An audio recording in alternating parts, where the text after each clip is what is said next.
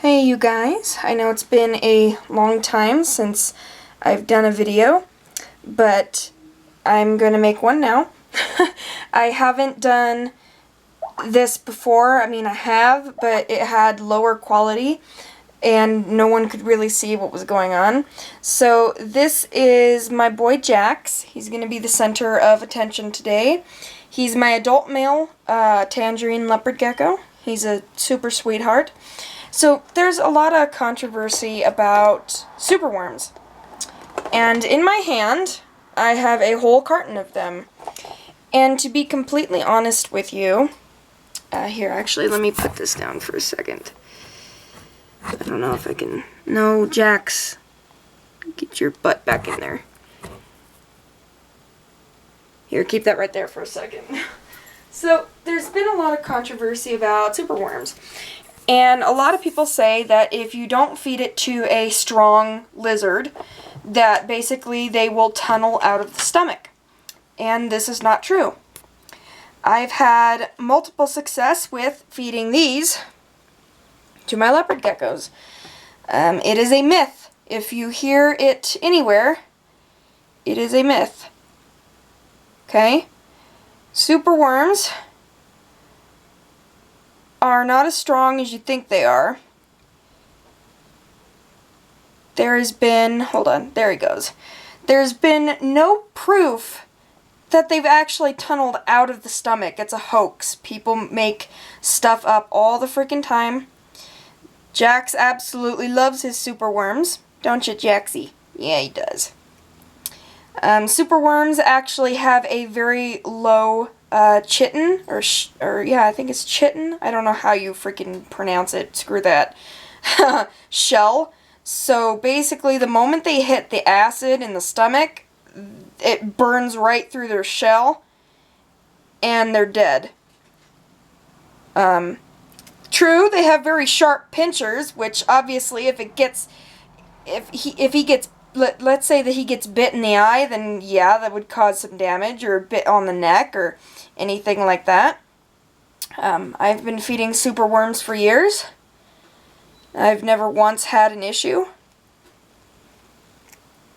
Did you hear that crunch? They're more than capable of chomping any insect in half with their teeth. Well, they don't really have teeth. It's more like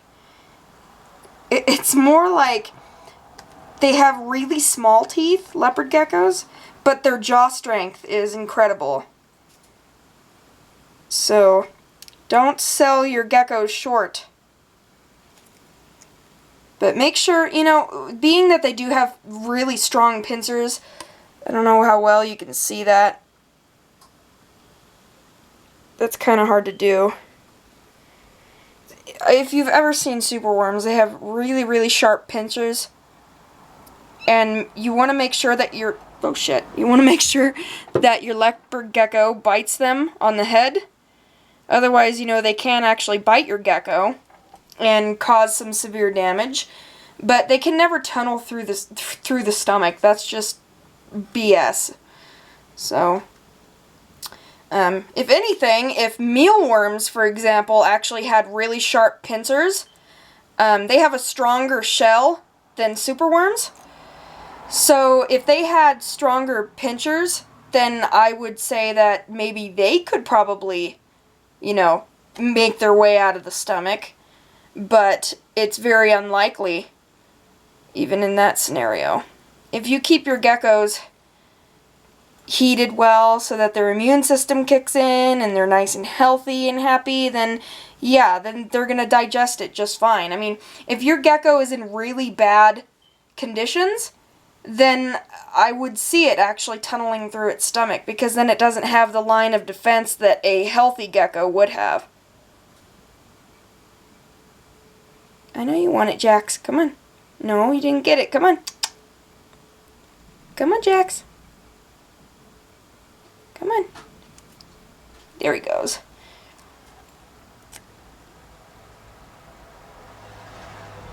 So if anyone tells you, like pet stores for example, that, oh, what are you going to feed the superworms to? And you respond leopard gecko, and they respond with, oh, don't do that, you'll kill your gecko. Don't listen to them. It's a hoax. I've been feeding superworms for years to my geckos, and I've never had that problem.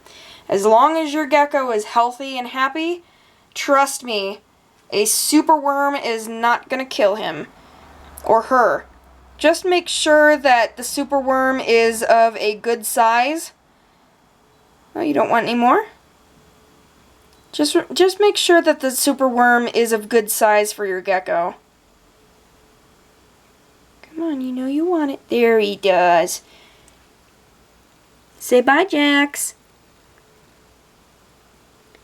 Hit that like button if you enjoyed. Favorite it if you really want to. I mean, I'm not gonna freaking kick you into it. Pfft, what are you talking about? And then we end with a smile. Huh, Jax? Say bye.